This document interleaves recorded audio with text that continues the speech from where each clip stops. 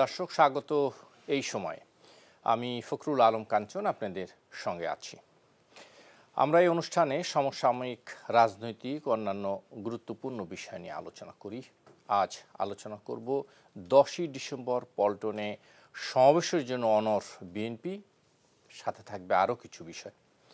এ নিয়ে আলোচনার জন্য আমরা তিনজন অতিথিকে আমন্ত্রণ জানিয়েছি। আমাদের সঙ্গে আলোচনা করতে স্টুডিওতে উপস্থিত আছেন বিএনপির সাংগঠনিক সম্পাদক সৈয়দ ইমরান সালে প্রিন্স, আছেন আওয়ামী লীগের শিল্প ও বাণিজ্য বিষয়ক কেন্দ্রীয় উপকমিটির সদস্য জনাব আনোয়ারুল ইসলাম আনোয়ার FCMA, আরও আছেন লেখক ও সাংবাদিক ডক্টর মাহবুব হাসান। সৈয়দ ইমরান সালে প্রিন্স, আজকের মির্জা ফখরুলের প্রেস ব্রিফিং এবং অন্যান্য আরও কিছু বিষয় নিয়ে যেটি মনে হচ্ছে যে আজকের আগদিন পর্যন্ত যেটি আমরা দেখেছিলাম সেটি হলো 10ই ডিসেম্বর সমাবেশ নিয়ে বিএনপি এক ধরনের, পল্টনের সমাবেশ নিয়ে এক ধরনের একটা অনড় অবস্থানে ছিল। আজকে আমরা দেখলাম যে বিএনপির একটি প্রতিনিধি দল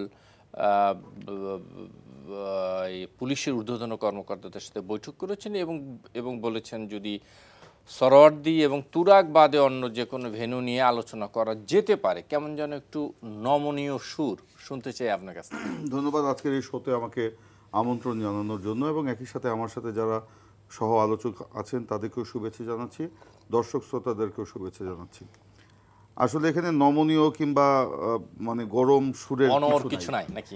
এখানে বিষয়টা হচ্ছে আমরা এখনো আমাদের পল্টন, যে নয়া পল্টনের যে সড়ক, সেইখানে আমাদের সমাবেশ করার ব্যাপারে আমরা এখনো অনড়, এবং আমাদের বক্তব্য হচ্ছে বাংলাদেশ একটা স্বাধীন দেশ, গণতান্ত্রিক রাষ্ট্র, সেখানে সকল রাজনৈতিক দলের অধিকার আছে যে কোনো সময় যে কোনো জায়গায় সেখানে একটা সমাবেশ করার, এটা আমার সাংবিধানিক অধিকার। কিন্তু এই বর্তমান যে কর্তৃত্ববাদী আওয়ামী লীগ সরকার, তারা দেশ পরিচালনায় যেরকম কর্তৃত্ববাদ প্রতিষ্ঠা করেছে, সেরকম রাজনৈতিক দলগুলোর উপরেও কর্তৃত্ববাদী শাসন তারা চাপিয়ে দিয়েছে, যার প্রধানতম উদাহরণ হচ্ছে এই 10ই ডিসেম্বর যে বিএনপি নয়াপল্টন সড়কে সমাবেশ করতে চায়, কিন্তু তারা আগ বাড়িয়ে স্বতঃস্ফূর্তভাবে আগ বাড়িয়ে এবং স্বপ্রণোদিতভাবে আগ বাড়িয়ে তারা আমাদেরকে সরোয়ার্দী উদ্যানে ঠেলে দিতে চায়।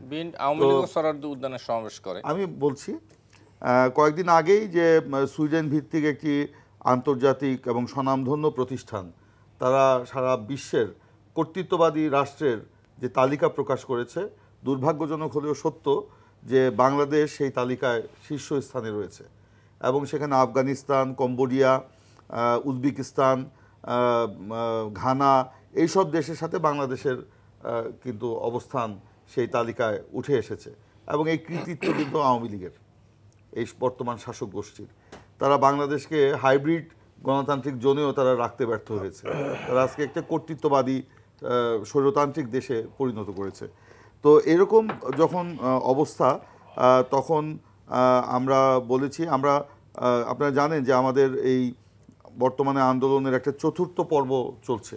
এই চতুর্থ পর্বে আমরা ঢাকাসহ আমাদের যে 10টি বিভাগীয় সাংগঠনিক বিভাগ রয়েছে, এই সাংগঠনিক বিভাগীয় সদরে আমরা গণসমাবেশ করছি। আমাদের দাবিগুলো অত্যন্ত স্পষ্ট। আজকে এই সরকারের ব্যর্থতা, তাদের দুর্নীতি, দুঃশাসন, লুটপাট, এসবের কারণে সারা দেশে যে একটা চরম অস্থিরতার সৃষ্টি হয়েছে, অর্থনীতি যে আজকে লণ্ডভণ্ড অবস্থা, চাল, ডাল, তেল সহ নিত্য প্রয়োজনীয় দ্রব্যমূল্যের ঊর্ধ্বগতি ঘটেছে, জ্বালানি তেলের মূল্য বৃদ্ধি, মানুষ আজকে না বিশ্বাস, এবং আমি দাবিগুলো স্পষ্ট করি, এবং একই সাথে সারের মূল্য বৃদ্ধি, গণপরিবহনের ভাড়া বৃদ্ধি, এইসবের প্রতিবাদে কিন্তু আমরা এই চতুর্থ ধাপে আন্দোলন করছি। আমাদের নেত্রীর, এর সাথে আমাদের নেত্রী বেগম খালেদা জিয়ার নিঃশর্ত মুক্তি এবং নির্বাচনকালীন নিরপেক্ষ সরকারের দাবিতে। তো এই আন্দোলন করতে গিয়ে আপনারা দেখেছেন যে আমাদের 7 জন তরুণ নির্মমভাবে তরুণকে হত্যা করা হয়েছে। সর্বশেষ গত কয়েকদিন আগেই এই কুমিল্লার গণসমাবেশের আগে কুমিল্লায় যে আমাদের বাঞ্ছারামপুরে ছাত্রদলের নেতা নয়নকে কিভাবে একেবারে গান পয়েন্টে তাকে পুলিশ হত্যা করলো, সেটার ভিডিও তো আপনারা নিজেরাও দেখেছেন। এগুলোর আমরা প্রতিবাদ করছি। আগামী এই যে আন্দোলনটা সেটি পরিষ্কার আমরা জানি, কিন্তু আমার প্রশ্ন ছিল যে শুধুমাত্র ওই পল্টন নিয়ে আমি একটু সংক্ষেপে শুনি আবার আসবো। আচ্ছা ঠিক আছে, আপনি যদি পল্টনের মধ্যে আমাকে সীমাবদ্ধ রাখতে চাচ্ছেন না, নিশ্চয়ই না, আমি আসবো। তো আমি যেটা বলতে চাই যে এই যে পল্টনে আমাদের সমাবেশ করতে দিতে বাধা কোথায়? আপনি বলেছেন সরোয়ার্দী উদ্যানে আওয়ামী লীগ সমাবেশ করছে। সরোয়ার্দী উদ্যানে তো আমরাও সমাবেশ করেছি, বেগম খালেদা জিয়া সমাবেশ করেছেন, বিএনপি সমাবেশ করেছে বহু।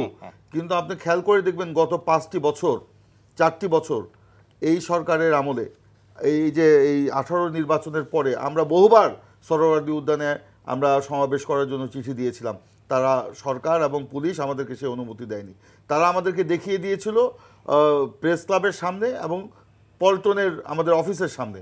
তা আমরা সেখানেই করছি, সেখানে করতে করতে আমরা অভ্যস্ত। আজকে সরোয়ার্দী উদ্যান এমনভাবে একটা খাঁচার মধ্যে ভরে রাখা হয়েছে, সেখানে সরকারি দলেরই আপনার প্রোগ্রাম করা সম্ভব। সেখানে বিরোধী দলের পক্ষে এই 26টা শর্ত দিয়ে প্রোগ্রাম করা মানে এটা বিরোধী দলকে মানে বিএনপিকে একটা তোপের মধ্যে ফেলে দেওয়া। জি, আসবো আমি। জনাব আনোয়ার ইসলাম, যে কথাটি বলছিলেন সৈয়দ ইমরান সালি প্রিন্স, যে 26টি শর্ত দেওয়া হয়েছে তার মধ্যে অন্যতম একটি শর্ত হচ্ছে সমাবেশ শুরুর 2 ঘন্টা আগে গেট খুলে দেওয়া হবে। সরোয়ার্দী উদ্যানের একটি মাত্র গেট, এবং সেটিও আবার মেটাল, এটাকে কি বলে, না ডিটেক্টর না, মানে একটা ঘূর্ণি দিয়ে ঘুরতে হবে, অর্থাৎ ইয়ার মতো আর কি, ঘুরে ঘুরে ঘুরে একজন একজনকে ঢুকতে হবে। ইচ্ছা করলে একসাথে 10 জন লোক 5 জন লোক ঢুকতে পারবে না। যদি অনেক বড় একটি সমাবেশ হয়, যেটি প্রত্যাশা করছেন বিএনপির নেতৃবৃন্দ, আসলে এরকম একটি সমাবেশে এই শর্তে তারা কেন রাজি হবেন, বা পুলিশ বা আওয়ামী লীগ বা এই ক্ষেত্রে অনড় কেন? ধন্যবাদ আপনাকে, ধন্যবাদ এনটিভির সকল দর্শক যারা রাত জেগে অনুষ্ঠান দেখছেন, এবং আমার বিজ্ঞ 2 আলোচক। না, প্রিন্স ভাই তো শুধু এই প্রশ্নের মাঝে ছিল না, অনেক কিছুই এর ভিতরে তিনি কিন্তু আলাপ করে ফেলেছেন, বলে ফেলেছেন। তো সেগুলো একটু বলতে হয়। প্রথমেই আমি সাংবিধানিক অধিকারের কথা বলতে গিয়ে আমাদের যে 37, সেখানে সংবিধানে স্পষ্টভাবে বলা আছে যে জনশৃঙ্খলা বা জনস্বাস্থ্যের স্বার্থে, মানে আইনের দ্বারা আরোপিত যুক্তিসঙ্গত বাধা নিষেধ সাপেক্ষে শান্তিপূর্ণভাবে নিরস্ত্র অবস্থায় সমবেত হইবার এবং জনসভা শোভাযাত্রায় যোগদান করিবার অধিকার প্রত্যেক নাগরিকের থাকিবে বলেছেন তার অধিকারে। এর সাথে আমি আরেকটি কথা বলে আমি বলতে চাই, সেটা হলো যে ম্যানেজমেন্টে একটা কথা আছে যে যতটুকু দায়িত্ব ঠিক ততটুকু ক্ষমতা দিতে হবে। দায়িত্বের চেয়ে যদি ক্ষমতা বেশি হয় তাহলে সে স্বৈরাচার হয়, আর দায়িত্বের চেয়ে যদি ক্ষমতা কম দেওয়া হয় তাহলে সে অসহায় বোধ করে। তো বর্তমান সরকারের পুলিশ বাহিনী বলেন, ঢাকা শহরের শান্তি শৃঙ্খলা সব কিছুর মানে সুষ্ঠু সুন্দরভাবে রাখার দায়িত্ব কিন্তু তার। তো আমার সংবিধান বলেন আর আমার আইন বলেন, পুলিশকে সেই ক্ষমতা দেওয়া হয়েছে। যেহেতু প্রত্যেকটা আইন শৃঙ্খলা রক্ষা করার দায়িত্ব তার, তাকে সেই ক্ষমতাও দেওয়া হয়েছে। এখন রাষ্ট্র মনে করছে যে পল্টনে যদি জনসভা করে তাহলে এখানে আইন শৃঙ্খলার বিঘ্ন ঘটতে পারে, কিন্তু যে কারণে তারা এটা বাধা দিচ্ছে। এখন আমি যেটা বলতে চাই প্রিন্স ভাইকে, এখানে তো প্রায় প্রতি সপ্তাহেই, হ্যাঁ আমি ওই কথাটাই বলছি, শুধু বিএনপি না, আওয়ামী লীগের সমাবেশও কিন্তু আমাদের বঙ্গবন্ধু এভিনিউতে কিন্তু হয়। আমাদের বিশেষ করে যতগুলো সহযোগী সংগঠন প্রতিবাদ সভা হয়, ছোটখাটো সভা হয়। বিএনপিও কিন্তু এতদিন এই সভাগুলো কিন্তু করে আসছে, ওখানে পার্টি অফিসে কোনো সমস্যা হয়নি।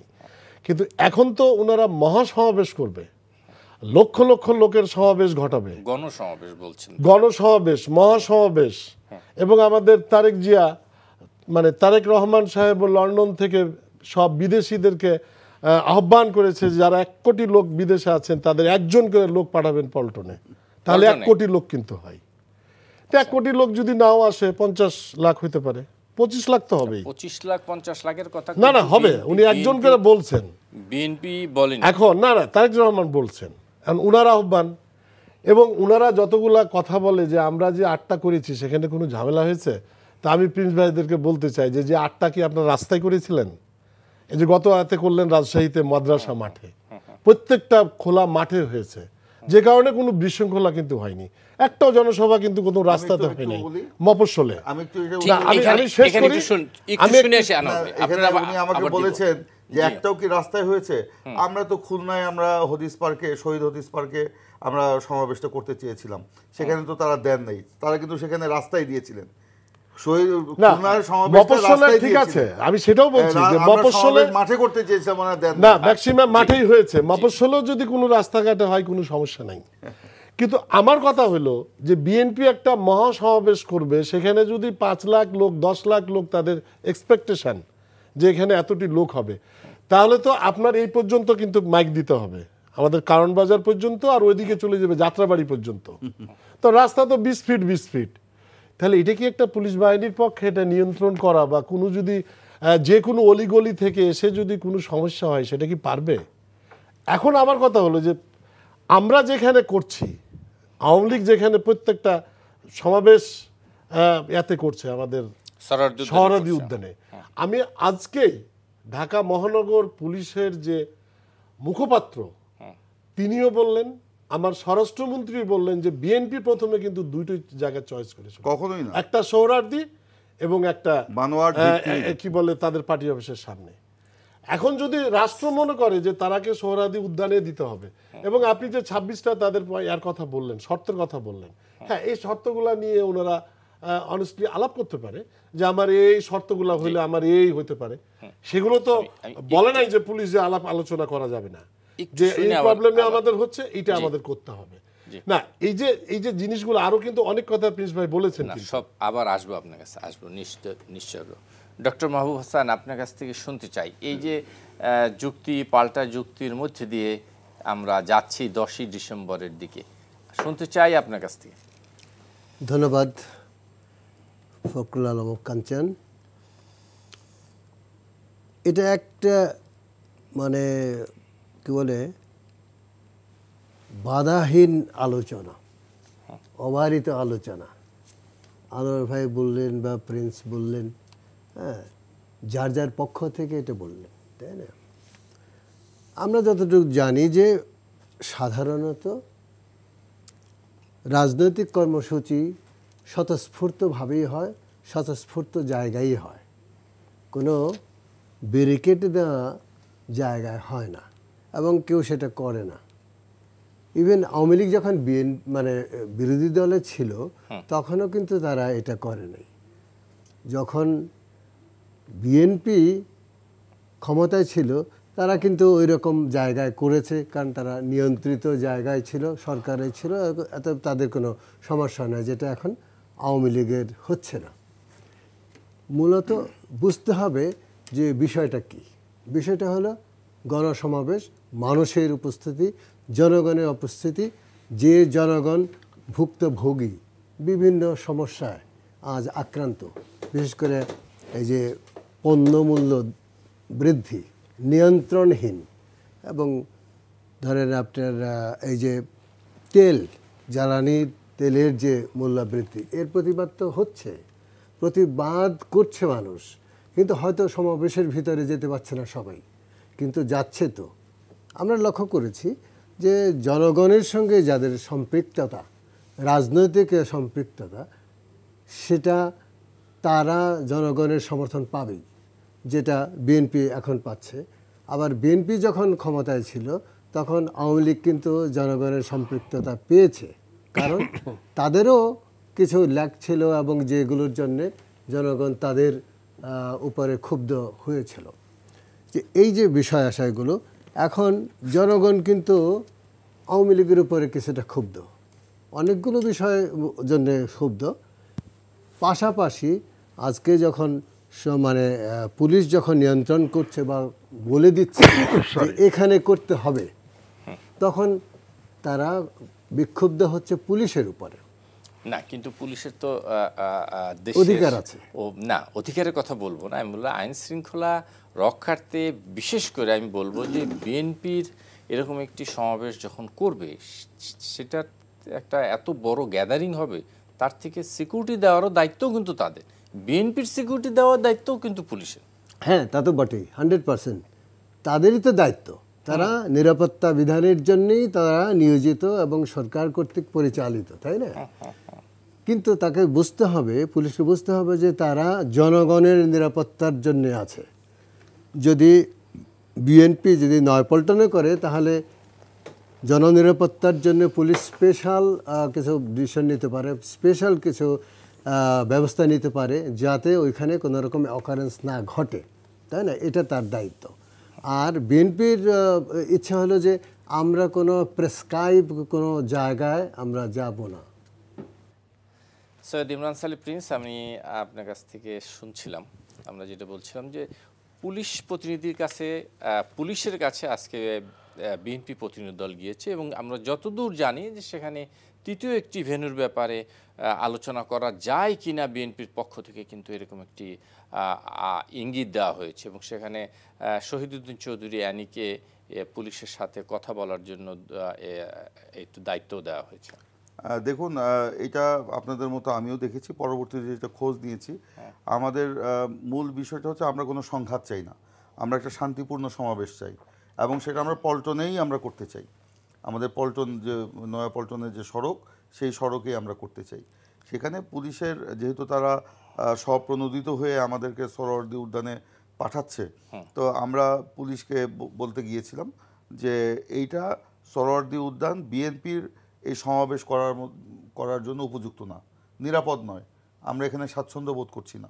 কিন্তু আপনারা কেন এই ভীতিটা বা এই স্বাচ্ছন্দ্য বোধটা আপনারা কেন করছেন? এটা হলো, আপনি নিজেও একটু বলেছেন, মাহবুব ভাই বলেছেন যে সেখানে এই যে একটা ঘেরাও দেওয়া, একটা মাত্র গেট, সেখানে গোল একটা চাকতির মতো আছে, একজন একজন করে ঢুকতে হয়। এটা তো নিরাপত্তার স্বার্থে করা হয়েছে। এটা বিরোধী দলের রাজনীতিতে এটা সম্ভব না। এবং বলা হয়েছে সেখানে মেটাল ডিটেক্টর দিয়ে আর্চুও লাগিয়ে সেখান দিয়ে আমাদেরকে লোক ঢুকাতে হবে। এবং এটা আমি বলছি যে আগে তো আমাদেরকে সোহরাওয়ার্দী উদ্যান তো দিতেই চায় নাই, তারাই তো আমাদের আপনার প্রেস ক্লাব এবং নয়াপল্টনে দেখিয়েছে। আর গত 5 বছর যাবত তো এখানেই করছি, আমরা এখানেই করছি। তো সেখানে যেখানে আমরা করছি, যেখানে এই করার মধ্যে কোনো সংঘাত হয় নাই, কোনো বিশৃঙ্খলা হয় নাই, কোনো রকমের সমস্যা হয় নাই, আজকে এইখানে কেন সমস্যা হবে? কেন তারা ওই আমাদেরকে সোহরাওয়ার্দী উদ্যানে ঢুকাতে চায়? এখানেই কিন্তু দুরভিসন্ধি রয়েছে সরকারের। এই কারণেই আমরা বলেছি যে আমরা যেহেতু সংঘাত চাই না, আমরা পুলিশকে বলেছি না, আমরা পল্টনেই করব, নয়াপল্টনেই করব।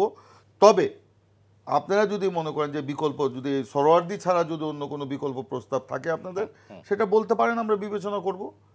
কিন্তু আমরা বলি নাই যে আমরা নয়াপল্টনে করব না, আমাদের ওখানেই আমরা এখন অনড় আছি।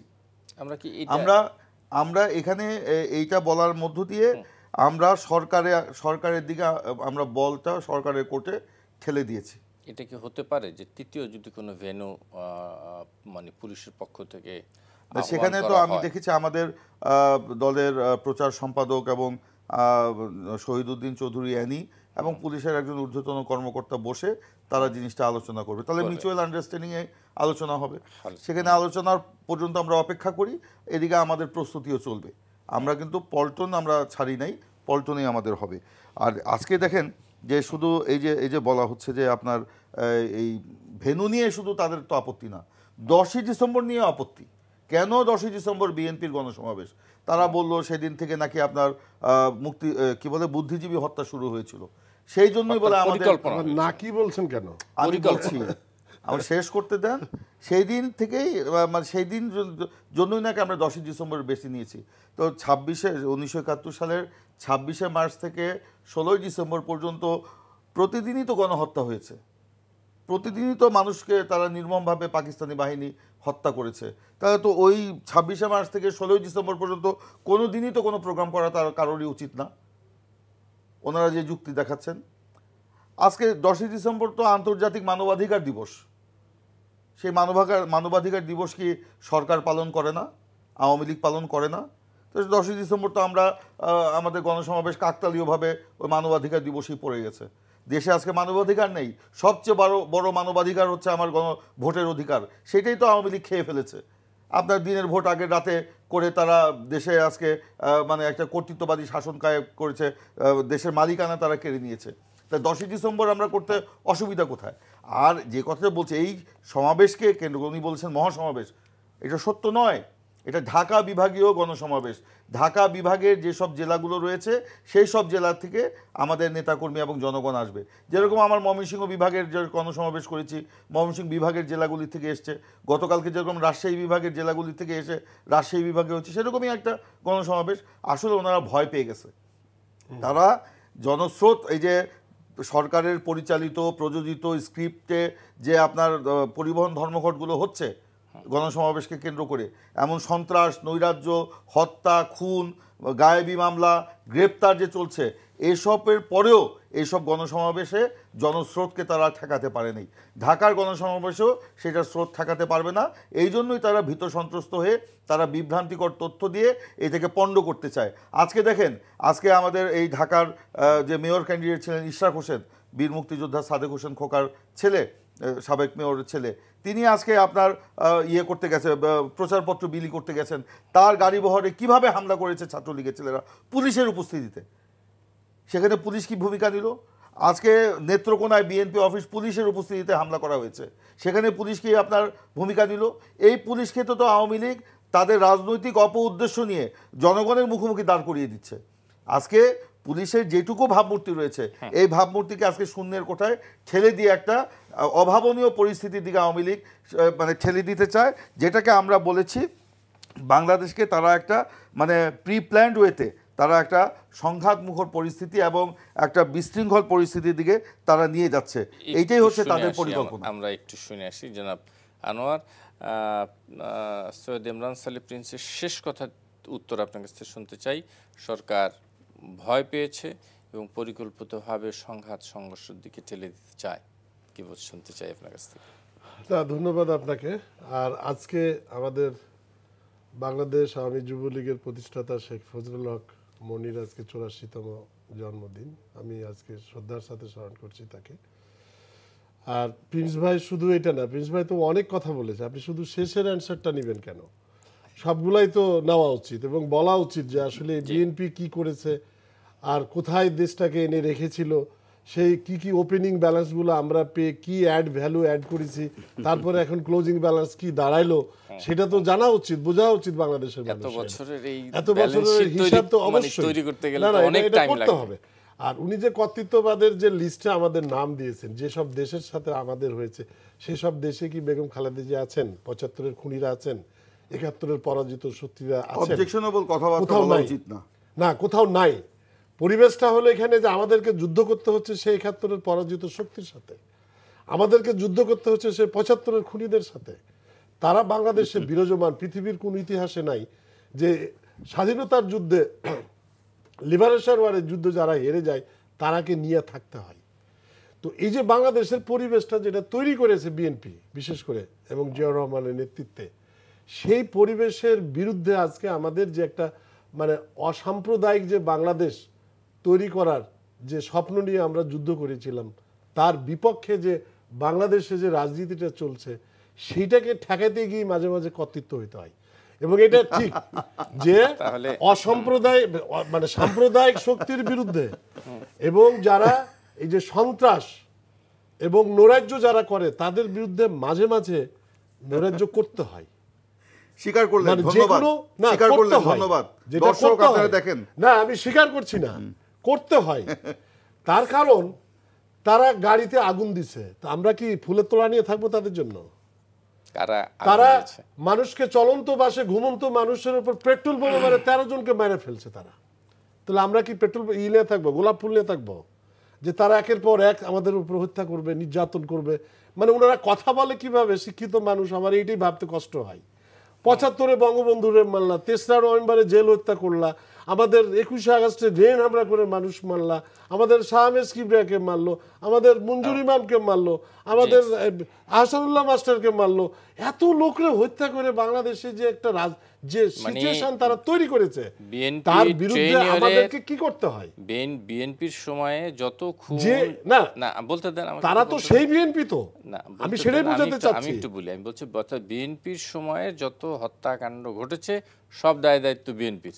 না না, হত্যাকাণ্ড ঘটেছে না, ঘটিয়েছে তারা। বিএনপি ছিল না, তেসরা নভেম্বর বিএনপি ছিল না। বিএনপির জিয়াউর রহমান মানে জিয়াউর রহমান কখনো এই হত্যাকাণ্ডের সাথে অবশ্যই জড়িত ছিল, এটা অবজেকশনেবল কথা। অবশ্যই জড়িত ছিল, কখনোই জড়িত আমি 1000 প্রমাণ দিতে পারবো, 1000 প্রমাণ দিতে পারবো জিয়াউর রহমান ওয়াজ এনগেজড উইথ কিলিং। আমি এটা 1000 প্রমাণ দিতে পারবো। কি করেছেন আপনার নেতাকে?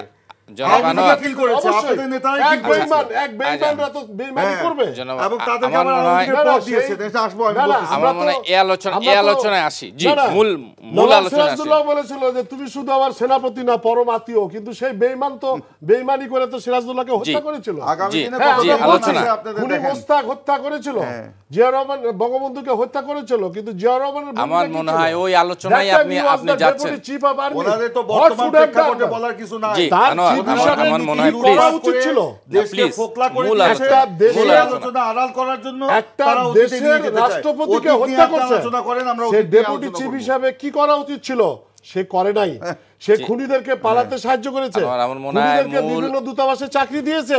মূল আলোচনায় আমরা আসি, তাই নয়, মূল আলোচনা আসি। সবচেয়ে হলো ডকুমেন্টারি পঞ্চম সংশোধনী করে 75 থেকে 79 পর্যন্ত যতগুলো অপকর্ম করেছে, ইনক্লুডিং ইনডিগনিটি অ্যাক্ট করে, যেটা বিশ্বে কোথাও নাই। মানবতার বিরোধী কাজ, আলোচনা মূল আলোচনা ওই আলোচনায় গেলে ইয়া হয়ে যাবে। ভোট চুরির কথা বলছে, আমি বলে দিই, সুযোগ দিতে হবে আলোচনা। না আমি আপনাকে বলে দিই, আমাকে ভোট চুরির কথা বলছেন, ভোট চুরির কথা বলছেন। জিয়াউর রহমান অবৈধভাবে ক্ষমতা দখল করে ফিল্মি স্টাইলে, না থাকলে আপনাদের সেই জিয়াউর রহমান খুঁজে পাওয়া যেত না। সেই জিয়াউর রহমান ক্ষমতা দখল করে হ্যাঁ নাই ভোট করে সামরিক পোশাক পরে তিনি নির্বাচন করেছেন প্রেসিডেন্ট, যেটা পৃথিবীর কোথাও নাই। এখন কি করলে 78 সালে 12টা বাজলেন কেন ভাইয়া? উনি 78 সালে, না আমি একটু বলে নিই, 78 সালে বিএনপির জন্ম হয়ে 79 সালে ভোট চুরি করেছে কিভাবে? এক বছরের একটা রাজনৈতিক দল কিভাবে ভোট চুরি করলো? না উনি বলছেন কেন এই দল? আমি বলি, আমি তো এগুলো বলতে চাইনি। না আমি আপনাকে বলছি, আমরা মূল যদি এই আলোচনা চলে যাই, এই আলোচনা অনেক দীর্ঘ হয়ে যাবে, অনেক দীর্ঘ হবে। আমি যেটুকু বলতে চাচ্ছি যে ভোট চুরি শুরু করেছিল তারা, 78 সালে জন্ম, আপনি বলে যান, 79 সালে 207টা কিভাবে সিট পায় এক বছরের রাজনৈতিক দল? আর স্বাধীনতার নেতৃত্ব দানকারী বাংলাদেশ আওয়ামী লীগ পেল 39টা। জি, কিভাবে? How was this possible? এবারও নিরপেক্ষ নির্বাচন দেন, কয়টা ভোট পান দেখেন, সেটা দেখা যাবে।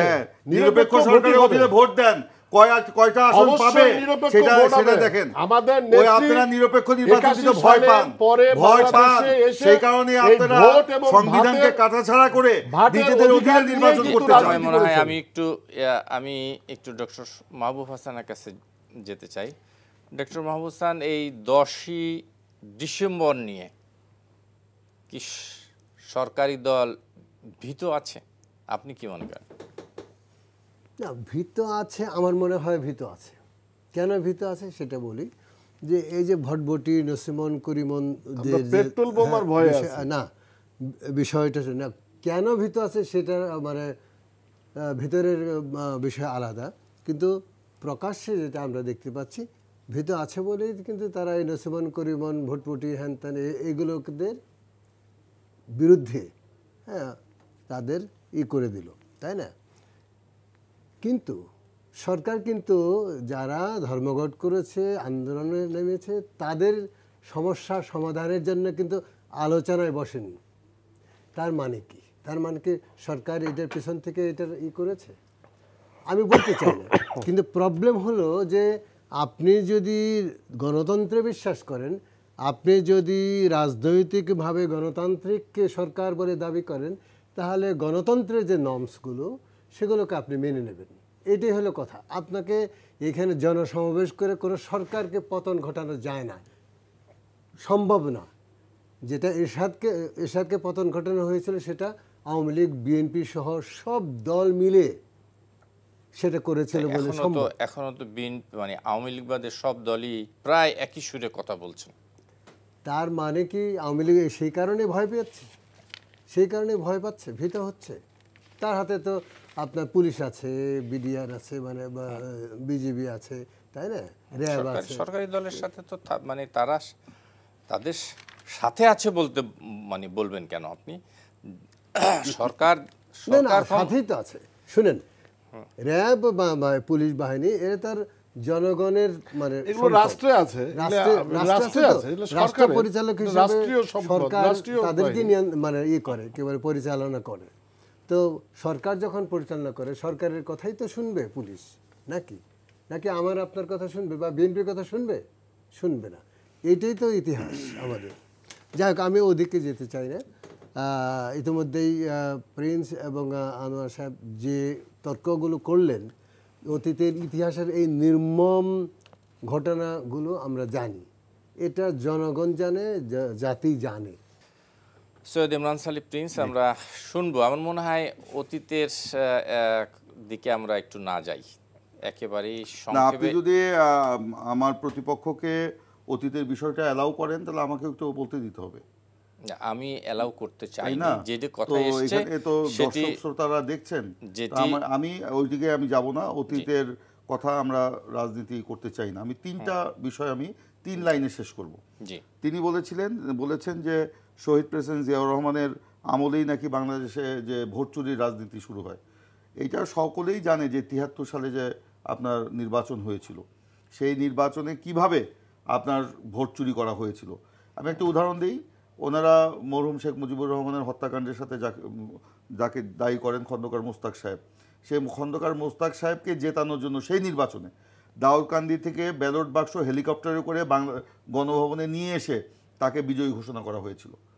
এইটাই প্রমাণ করে সেই সময়ে কি এরকম ভোট চুরি না, হেলিকপ্টার দিয়ে ব্যালট বাক্স ঢাকায় নিয়ে এসে সেখানে তাকে বিজয়ী ঘোষণা করা হয়েছিল।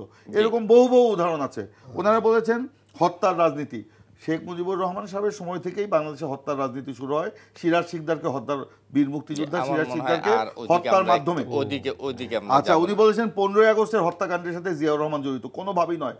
15ই আগস্টের হত্যাকাণ্ডের পরে ওনাদের মানে সেই 3 বাহিনী প্রধান, বিডিআর প্রধানরা যে যখন খন্দকার মোস্তাকের প্রতি আনুগত্য প্রকাশ করলো, তাদেরকে সেই 3 বাহিনী প্রধানকে নিয়ে আওয়ামী লীগ পরবর্তীতে এমপি বানিয়েছে, মন্ত্রী বানিয়েছে এবং উপদেষ্টা বানিয়েছে। তো তখন তাদের এইগুলো মনে ছিল না।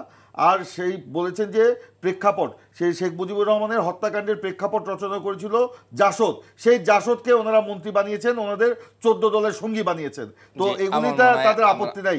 জিয়াউর রহমানকে তারা কেন তারা এটার সাথে জড়িত করতে চায়? কারণ জিয়াউর রহমানকে তারা ভয় পায়, জিয়াউর রহমানের জনপ্রিয়তাকে ভয় পায়, জিয়াউর রহমানের রাজনীতিকে ভয় পায়। এই জন্য তারা এই কথা বলতে চায়। আমি বর্তমান প্রেক্ষাপটে আসি, ওগুলো নিয়ে কথা বলতে চাই না। আজকে তারা এতটাই ভয়ে ভীত, ঢাকায় গণসমাবেশকে নিয়ে আপনারা জানেন যে এর মধ্যে আমাদের প্রায় ঢাকায় 1000-এর মতো নেতাকর্মীকে গ্রেপ্তার করা হয়েছে। প্রতিদিন আপনার নাশকতার নামে আমাদের নেতাকর্মীদের নামে মিথ্যা মামলা করছে। নিজেরা আপনার মশাল মিছিল করে খালেদা জিয়ার মুক্তির জন্য স্লোগান দিয়ে সেখানে আপনার পটকা ফুটিয়ে বিএনপি নেতাকর্মীদের নামে আপনার মামলা দিচ্ছে। গতকালকে বিএনপি অফিসের সামনে পটকা ফুটিয়ে 7 জনকে গ্রেপ্তার করে নিয়ে গিয়েছে। গতকালকে বেগম খালেদা জিয়া এখনও অন্তরীণ, তার বাড়ির সামনে আবার নিরাপত্তা চৌকির নামে পুলিশ বসিয়ে তার উপর একটা চাপ সৃষ্টি করা হচ্ছে, বিএনপির উপর একটা চাপ সৃষ্টি করা হচ্ছে। এইসব চাপ কেন? কারণ এই সরকারের পায়ের নিচে আজকে মাটি নাই।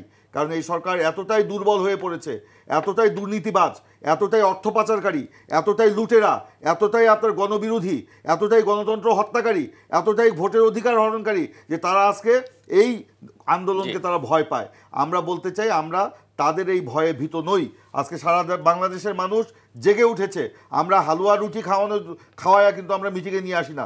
গতকালকে দেখলাম চট্টগ্রামে একজন এমপি বিনা পয়সায় চাল দিচ্ছে, যে বলতেছে যে আওয়ামী লীগের আজকের মিটিংয়ে গেলে ফ্রি চাউল দিবে, ফ্রি আলু দিবে, ফ্রি ডাল দিবে, ব্যানার লাগিয়ে তারা এটা করছে। তো এগুলি করে আমরা কিন্তু আমাদের জনসমাবেশে লোক নিয়ে আসি না।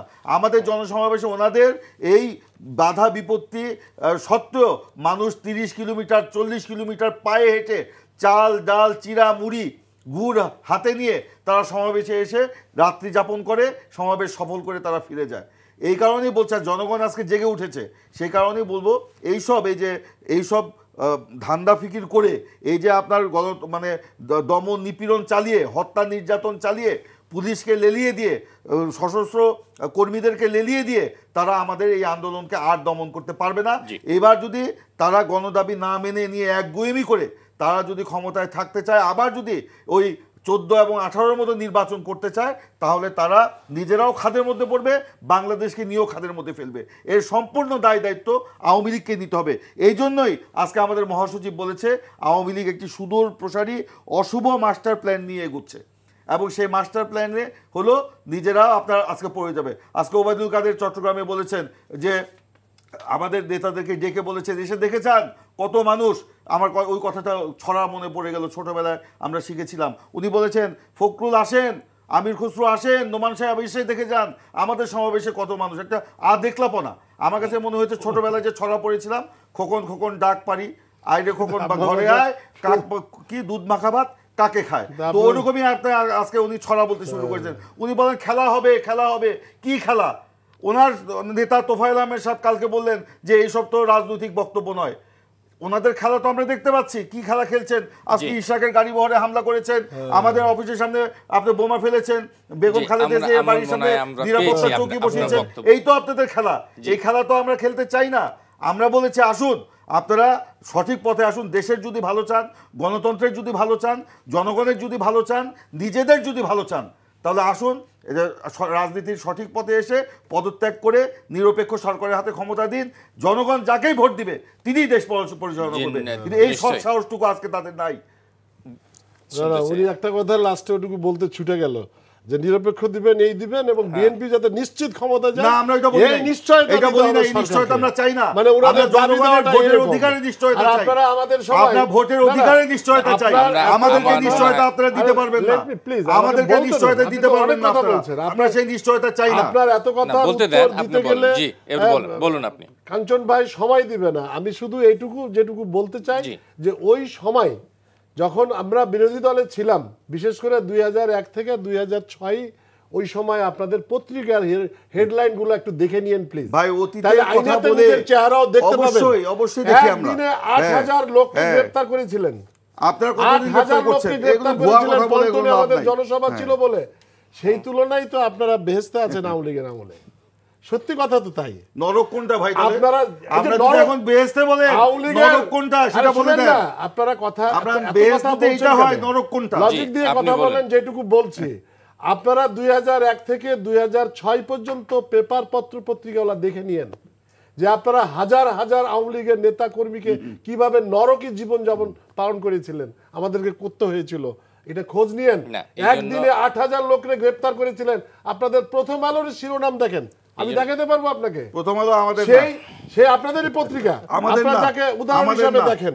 না, এইজন্য কি আপনারা করছেন? এইজন্য কি এখন করছেন? আমরা বাংলাদেশ আওয়ামী লীগ যে 14 বছর যে ক্ষমতায় ছিল, হাওয়া ভবন আর খোয়াব ভবনের পরবর্তীতে যে বাংলাদেশ দুর্নীতিতে চ্যাম্পিয়ন হয়েছিল, গ্রামে গ্রামে ভবন তৈরি করেছে চ্যাম্পিয়ন। ওই ভবনের তো একটা দুর্নীতি প্রমাণ করতে পারেন না। আপনি যে কথাগুলো বললেন দর্শককে তো আমাকে বলতে হবে।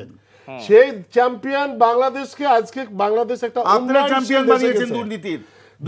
মাথা পিছু আয় ছিল আপনার মাত্র $350। এই জন্য তো মানুষ না খেয়ে থাকে। $29 মাথা পিছু আয়, মানুষ না খেয়ে থাকে। আপনারা 3 বিলিয়ন রিজার্ভ রেখে গেছিলেন, এখন 34 বিলিয়ন আজকে। এটা 48 মানুষ না খেয়ে থাকে। হ্যাঁ, না খেয়ে থাকে কেন? সেই কথা হলো দুর্ভিক্ষ চলছে গোটা বিশ্বেই কিন্তু আজকে এই হাহাকারটা শুরু হয়েছে, শুধু বাংলাদেশে না।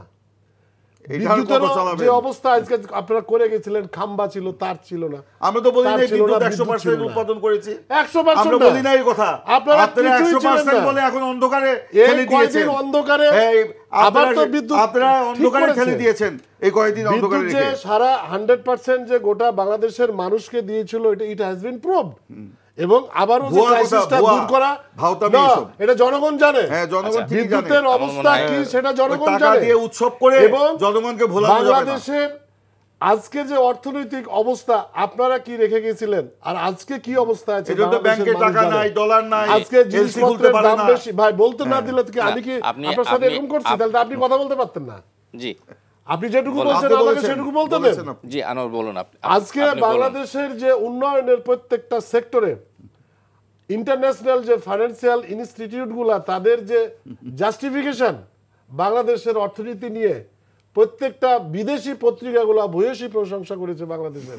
আপনি না বললে কি হলো? তাতে কি যায় আসে? আজকে অর্থনৈতিক যে কাঠামোগুলা, আজকে ওয়ার্ল্ড ব্যাংক, IMF তারা যে রেশিওগুলো অ্যানালাইসিস করে বাংলাদেশের অর্থনৈতিক যে কাঠামো স্ট্রাকচার যেটা দাঁড়িয়েছে, সেটা মানে কি বলবো, ঈর্ষান্বিত অন্য অন্য দেশের কাছে।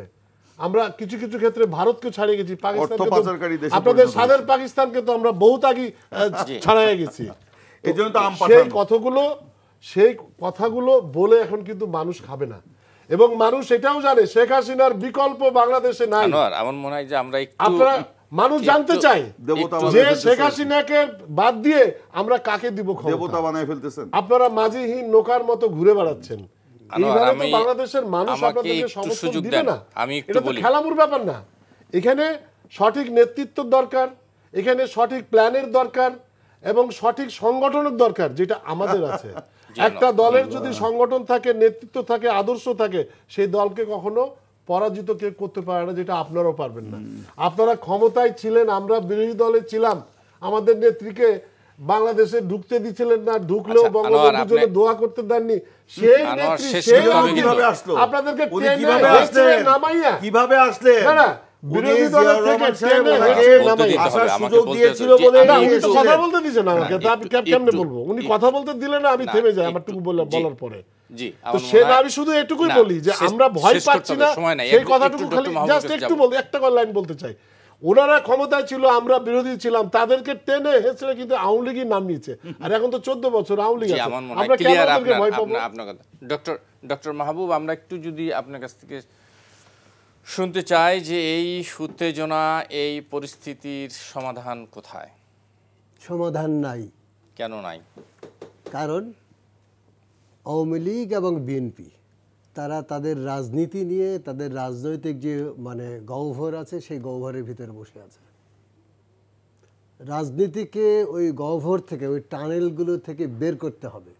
কারণ আমাদের গণতান্ত্রিক রাজনীতিতে যে স্ট্রাকচার থাকা উচিত ছিল, সেটার স্বাধীনতার পর থেকেই ব্যাহত বা বিচ্যুত। আমরা কখনোই গণতন্ত্রের মধ্যে ঢুকতে পারিনি। সেটা বঙ্গবন্ধুর, বঙ্গবন্ধুই ম্যাক্সিমাম দায়। কারণ হলো যে উনি তো নেতা ছিলেন, ওনার হাত দিয়ে তো তৈরি হয়েছে সব, ওনার হাত দিয়ে তো সংবিধান হয়েছে, তাই না? সব কিছু হয়েছে জনগণের কল্যাণের দিকে, তাদের কথা বলার অধিকার, সব কিছুই উনি করেছেন। কিন্তু জনগণ কথা বলতে পারেনি, পুলিশের কারণে বা যার কারণেই হোক পারেনি, তাই না?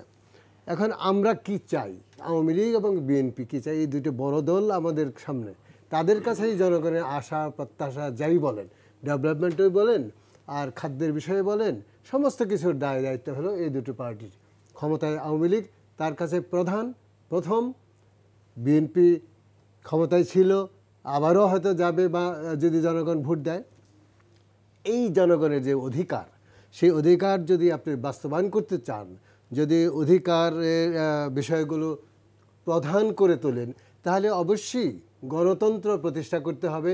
নির্বাচন, গণতন্ত্রের একটি বড় মানে নর্মস হলো আপনার নির্বাচন কমিশন, নির্বাচনের মাধ্যমে রাষ্ট্র ক্ষমতা বা সরকার ক্ষমতা চেঞ্জ হবে। এই না, এই কথাগুলো বলে শেষ করি যে একদম 10 সেকেন্ডে শেষ। হ্যাঁ, 10 সেকেন্ডে শেষ করব যে নির্বাচনকে সুষ্ঠু নিরপেক্ষভাবে করতে হবে, এর কোনো বিকল্প নাই। আর সেই বিকল্প যদি যেভাবে হোক, সেটা যদি দলনিরপেক্ষ কোনো সরকারের মাধ্যমে হয় খুবই ভালো, আর যদি আওয়ামী লীগের নেতৃত্বে যদি সম্ভব হয়, তাহলে সেটাও ভালো। আমরা একটু সৈয়দ ইমরান সালি প্রিন্স একেবারে 10 সেকেন্ডে শেষ। 10 সেকেন্ডে তো আসলে বলা যাবে না, উনি অনেক কথা বলেছেন। না, ওই আলোচনা যাওয়া যাবে না। আমি কথা বলতে চাই না, শুধু বলতে চাই যে আজকে এই যে আপনি মানে আজকে ওবায়দুল কাদের সাহেব বললেন যে আওয়ামী লীগকে বাঁচাতে হবে, বাংলাদেশকে বাঁচাতে হলে আওয়ামী লীগকে বাঁচাতে হবে। আমরা বলতে চাই যে আওয়ামী লীগ তো বাংলাদেশকে ধ্বংস করে দিয়েছে, ডুবিয়ে দিয়েছে। আওয়ামী লীগ এখন ইনসেনটিভ কেয়ারে, আইসিইউতে। একে বাঁচানোর দায়িত্ব তো জনগণ আর নিবে না। আজকে বাংলাদেশকে যদি রক্ষা করতে হয়, আজকে নিরপেক্ষ নির্বাচনের মাধ্যমে গণতন্ত্রের সূচনা করতে হবে বাংলাদেশকে। 10 সেকেন্ড না, আমার লাস্টের যে কথাটা মানে ওনাদের এগ্রেসিভ ভাব দেখে এবং এক একজনের এক একটা বিবৃতি দেখার পরে আমার যেটা মনে হচ্ছে যে এই যে 13-14 বছর বাংলাদেশে স্থিতিশীল ছিল বলে কিন্তু অর্থনৈতিক অবস্থাটা একটা ভালো জায়গায় আমরা পৌঁছেছি। এখন গোটা বিশ্বে যে অর্থনৈতিক অবস্থা, এই অবস্থায় বাংলাদেশে কোনো ধরনের রাজনৈতিক যদি উল্টাপাল্টা বিএনপি করে, তাহলে পুলিশের উচিত হবে ওদেরকে ব্যারিকেডের ভিতরে রাখা। জি ধন্যবাদ। ব্যারিকেডের ভিতরে জনগণই আপনাদেরকে ব্যারিকেডের মধ্যে রেখে দিবে। আপনারা এতটাই দুর্বল যে আপনারা পুলিশকে লেলিয়ে দেন। মনোভাব নিয়ে যদি রাজনীতি ঘেরাও করবে, সেই দিন আসতেছে। রাজনীতি যদি গণতান্ত্রিক মনোভাব নিয়ে রাজনীতি করে, তাহলে কোনো সমস্যা নেই। জনগণ আপনাদেরকে ঘেরাও করতে আসতেছে। সেটা দেখা যাবে। ধন্যবাদ। 47 সালের পর থেকে দর্শক, আওয়ামী লীগের জন্ম। আপনাদেরকে ধন্যবাদ যারা এতক্ষণ আমাদের সঙ্গে ছিলেন। আগামী অনুষ্ঠানে আবার দেখা হবে। শুভরাত্রি।